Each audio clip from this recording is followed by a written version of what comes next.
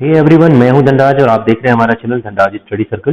Guys, जैसा कि मैंने आप सभी लोगों से कहा था कि एमपी बोर्ड ने जो ब्लूप्रिंट जारी किया था 3 मार्च को, उसमें वो जरूर कुछ ना कुछ संशोधन दोबारा से करेंगे। जी हाँ, उस दिन मैंने काफ़ी नाराज़गी भी जताई थी कि ये ब्लूप्रिंट में क्या कर रहे हैं, जो स्टूडेंट की अभी तक की मेहनत है उसका क्या होगा। और उसी का परिणाम है, आप देख सकते हैं कि विद इन 6 डेज इन्होंने ब्लूप्रिंट को दोबारा से रिवाइज कर दिया है। जी हाँ, रिवाइज कर दिया है और काफ़ी हद तक इन्होंने अब पहले से भी ज़्यादा सिलेबस कम कर दिया है। जी हाँ स्टूडेंट, पहले से भी ज़्यादा सिलेबस कम कर दिया है। अब पहले जो उन्होंने ओल्ड रिवाइज किया था वो तो कम हुआ ही है, ओल्ड के साथ साथ प्लस न्यू, जो कि एज पर सीबीएसई ने जो सिलेबस कम किया था वो भी कम कर दिया है। तो आप देख सकते हैं अभी इन्होंने यहाँ से साझेदारी फर्म का पुनर्गठन में साझेदारी की सेवानिवृत्ति यानी रिटायरमेंट एंड डेथ दोनों ही को छोड़ा है। एडमिशन को फिर से हटा दिया है इन्होंने, और यहाँ पर ऋण पत्रों का जो विमोचन था ऋण पत्र संबंधी में, वो भी हटा दिया। मैं आगे आपको बताऊंगा। जैसे कि आप देख सकते हैं यहाँ पर, ये देख लीजिए, ये डिलीटेड पोर्शन है। इंग्लिश मीडियम के स्टूडेंट जरा ध्यान दें। साझेदारी के पुनर्गठन में साझेदारी का पुनर्गठन के अंतर्गत नए साझेदार का प्रवेश यानी एडमिशन ऑफ पार्टनर टोटली जो पहले हटाया था वो फिर से हटा दिया है। बीच में अभी जोड़ दिया था 3 मार्च को, अब वो दोबारा से हटा दिया गया। दूसरी चीज, इसमें साझेदारी की सेवानिवृत्ति और मृत्यु की पूंजी खातों का समायोजन, सेवानिवृत्त साझेदार के ऋण खाते का निर्माण, ये भी हटा दिया गया है। और मृत साझेदार का पूंजी खाता एवं उत्तराधिकारी खाते का निर्माण, जो कि सीबीएसई ने हटाया था, यानी कि सीबीएसई ने एडमिशन ऑफ पार्टनर में से जो टॉपिक हटाया था उन्होंने पूरा चैप्टर हटा दिया, जो कि पहले ऑलरेडी हटा चुके थे। और जो सीबीएसई ने जो एज पर जो सीबीएसई की जो गाइडलाइन के अकॉर्डिंग जो 30% सिलेबस कम किया था, उसमें रिटायरमेंट चैप्टर से ये 2 टॉपिक हटा दिए हैं, यानी पूंजी खातों का समायोजन, एडजस्टमेंट ऑफ कैपिटल अकाउंट, और जो रिटायर्ड पार्टनर है उसका लोन अकाउंट, डिसीज पार्टनर का कैपिटल अकाउंट और एग्जीक्यूटर्स अकाउंट को यहाँ से हटा दिया गया गाइस। तो आप कह सकते हैं पहले जो भी सिलेबस था उससे भी ज्यादा सिलेबस रिड्यूस हो चुका है। अब बहुत सारे बच्चे होंगे जो ये पढ़ चुके होंगे, अब वो ये सोच के दुखी हो रहे होंगे कि हमने तो ये पढ़ लिया है। तो गाइस, परिवर्तन हो रहा है, लेकिन अब ये तो है एटलीस्ट जो चैप्टर आपको दोबारा दिया था वो टेंशन फिर इन्होंने आपकी कम कर दिया। ऋण पत्रों का मोचन, जैसा कि अभी बीच में ऐड कर दिया था इन्होंने, दोबारा से ये हटा दिया है। अब ये चैप्टर आपको नहीं पूछा जाएगा, रिडम्पशन ऑफ डिवेंचर। तो ये हो गया आपका syllabus come, redemption of debenture guys. ये आपके अकाउंट्स में ये टॉपिक डिलीट हो चुके हैं। अब आप देख सकते हैं इन्होंने फिर से डिलीटेड में ये पोर्शन लगा दिया है, एडमिशन ऑफ ठीक है, ये आप देख सकते हैं इन्होंने फिर गड़बड़ किया है। एडमिशन ऑफ पार्टनर में ये इन्होंने दे दिया है, मतलब एमपी बोर्ड वाले ना बगैर डांट खाए कोई काम ही नहीं करते भाई साहब। इसको दोबारा से ऐड करने की क्या जरूरत थी। अब इन्होंने ये सीबीएसई के अकॉर्डिंग है, मैं फिर बोल देता हूं, सीबीएसई के अकॉर्डिंग ये सब था, जबकि हमारे एमपी बोर्ड ने ये टॉपिक ही हटा दिया है और ये बिल्कुल वैसा ही है जैसा कि सीबीएसई में था। दूसरी चीज, अकाउंटिंग फॉर कंपनीज में अब देखो ये दोबारा से देने की क्या जरूरत थी इंग्लिश में, लेकिन इनको मेहनत करनी नहीं आती। ठीक है, ये लोग क्या करते हैं, बस वैसा का वैसा ही दे देते हैं। इन्होंने वही पुराना पेज ऐड कर दिया, ये आपको फिर मिसगाइड कर सकता है गाइस। तो मैं आपको यहां बता चुका हूं, वैसा आपको पढ़ना है, यानी एडमिशन ऑफ पार्टनर नहीं पढ़ना है, रिटायरमेंट में से आपको ये 2 टॉपिक नहीं पढ़ने हैं, डेथ में से भी ये टॉपिक नहीं पढ़ने हैं, और दूसरी चीज रिडम्पशन ऑफ डिवेंचर नहीं पढ़ना है। ये अकाउंट्स का पोर्शन हो चुका है कंप्लीट। बाकी क्वेश्चन कैसे आएंगे तो आप क्वेश्चन देख सकते हैं, एज इट इज जैसे पहले आते थे वैसे ही आएंगे। अब हाँ, थोड़ा सा चीजों को रिवाइज किया गया है। साझेदारी लेखों में से अभी जो आपका बेसिक फंडामेंटल है उसमें 3 मार्क्स के जो क्वेश्चन हैं, 3 एमसीक्यूज आएंगे, 3 मार्क्स का 1 क्वेश्चन आएगा, 4 मार्क्स का 1 क्वेश्चन आएगा। तो ये हो गए आपके टोटल 10 मार्क्स का।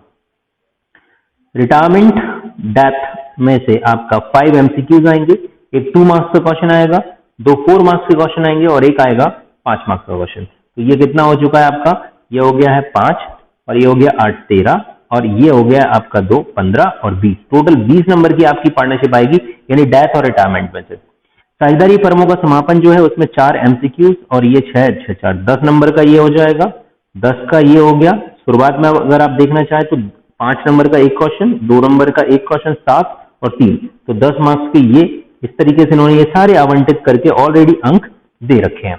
इस तरीके से ये हो जाएगा 100 नंबर का टोटल। ये हो गया अकाउंट्स के पेपर की बात। ये किस तरीके से आपको कितने वर्ड्स में आपको आंसर नहीं, ये कॉपी में भी दिया रहता है और यहाँ पे भी दे रखा है। अब आ जाते हैं बिजनेस के पेपर पर। तो बिजनेस के पेपर में पहले कुछ भी कम नहीं होता, सबसे शुरुआत की अगर मैं बात करूं तो फिर इन्होंने कल वाले पेपर में जो 3 मार्च को जो इन्होंने ब्लूप्रिंट दिया था उसमें जो डिलीट किया था एज इट इज वही रखा है इन्होंने। हाँ, कुछ पॉइंट्स डिलीट हुए हैं जो कि मैंने लास्ट वीडियो में आपको दिखा दिए थे, बस अब उनका हिंदी रूपांतरण आपको दे दिया है। इंग्लिश में ऑलरेडी इन्होंने पहले दे दिया था, आज इंग्लिश में नहीं दिया है, आज केवल हिंदी में दे दिया है। Hindi medium student in topics को ना पढ़ें। हर एक चैप्टर में चैप्टर नंबर 3 से डिलीट हुआ है, 4 से डिलीट हुआ है, 5th, 6th, 7th, 8th, फिर 9, 10 से कुछ डिलीट नहीं हुआ है, 11th एंड 12th से टॉपिक डिलीट हुए हैं। इंग्लिश में मैं लास्ट में ऑलरेडी समझा चुका हूँ, हिंदी में यहाँ पर टॉपिक दे रखे हैं। अगर आप एनसीईआरटी की बुक यूज करते हैं तो ये टॉपिक आपको एज इट इज मिल जाएंगे। यानी कि आज का जो ब्लूप्रिंट है इसमें जो कंटेंट डिलीट किया है वो उस दिन नहीं किया था। जो सबसे शुरुआत में जो ब्लूप्रिंट दिया था उसमें कुछ भी सिलेबस कम नहीं किया था, और जो 3 मार्च को जो कम किया था उसमें कम किया था, वही आज उसको हिंदी में कर दिया। तो बिजनेस में इतना ही सिलेबस कम हुआ है, जो मैंने लास्ट वीडियो में ऑलरेडी बताया था। मैं उसका लिंक डिस्क्रिप्शन में दे दूंगा, आप देख लीजिएगा। फिर आ जाते हैं हम लोग इकोनॉमिक्स के बारे में। आ जाइए, अर्थशास्त्र, कला एवं वाणिज्य। अब इसमें इन्होंने जो पुराना चैप्टर हटाया था, आय तथा रोजगार का निर्धारण, वो हटा दिया है।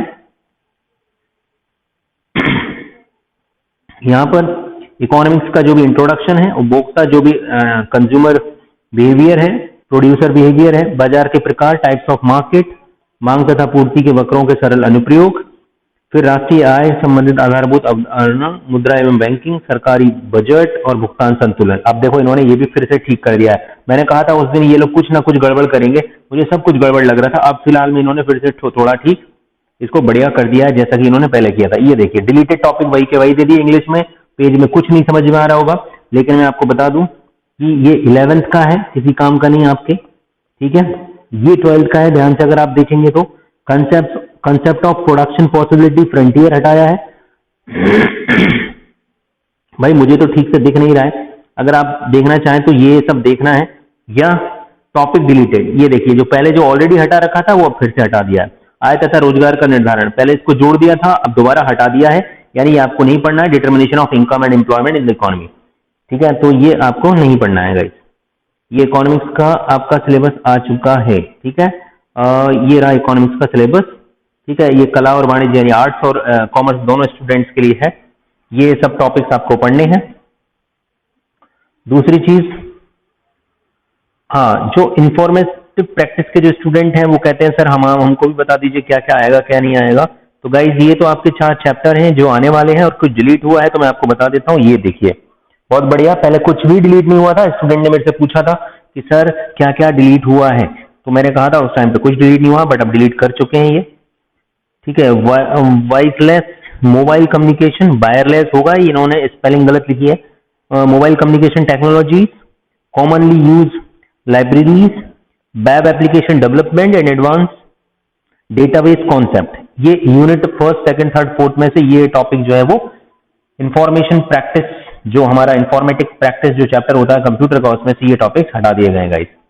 तो ये रहा आपके 4 इंपॉर्टेंट सब्जेक्ट जो कि कॉमर्स स्टूडेंट के लिए स्पेशली था। बाकी हिंदी इंग्लिश में भी कुछ कुछ टॉपिक डिलीट हुए हैं, अगर उनके लिए आप बात करें तो वो आपके लिए स्पेशल वीडियो जो भी टीचर पढ़ाते होंगे उन्होंने बनाया होगा, थोड़ा देख लीजिएगा। मैं फिलहाल में आपकी इनमें सपोर्ट कर सकता हूं। अगर फिर भी आपकी कोई समस्या और समाधान और कुछ कमेंट्स हैं तो हमारे वीडियो में कमेंट्स करके जरूर बताइएगा।